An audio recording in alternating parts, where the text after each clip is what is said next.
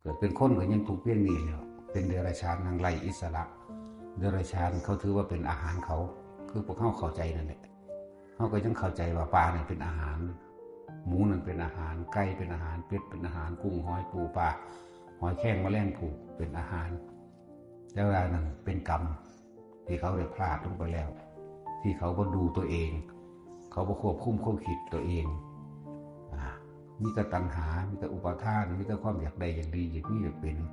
มีแต่โลภอยากได้ของผู้อื่นอย่างรุนแรงฆ่าปล้นจี้ลัก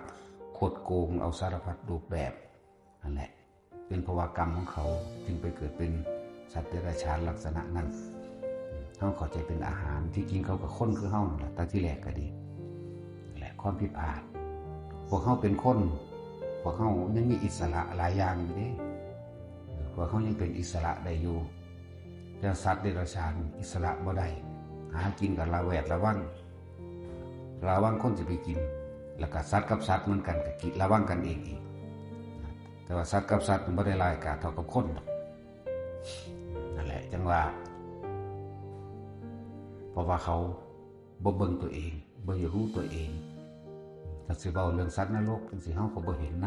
ำเว้าเรื่องเปรตเฮาก็บ่เห็นนำเกิดเป็นสัตว์นรกก็ทุกข์ที่สุดแล้วล่ะพอกินแต่ความร้อน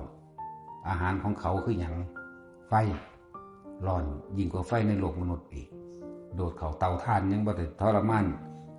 สำคัญกับในไฟนรกเด้เปรตอาหารเขาอย่างความหิว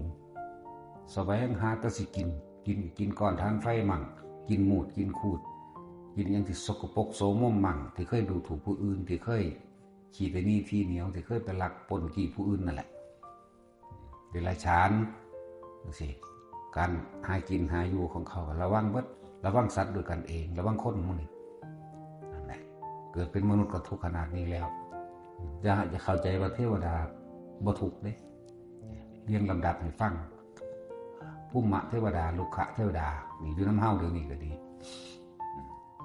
ก็ทุกข์เหมือนกันอากาศเทวดาจะจาตุมขึ้นไปก็ทุกข์เหมือนกันโดนบ่ฮอดพรหมโลกจนถึงที่สุดอรูปภพก็ตามทุกข์เหมือนกันมองบ่ทุกข์มีหม่องเดียวเด้อนิพพานเท่านั้นนิพพานแปลว่าสิ้นซึ่งตัณหาและอุปาทานหมดความอยากหมดความปรารถนาหมดความเห็นว่างความเห็นทั้งหมดเลยบ่แสดงความคิดเห็นผิดถูกกับไผบ่แสดงความคิดเห็นบาปบุญกับไผ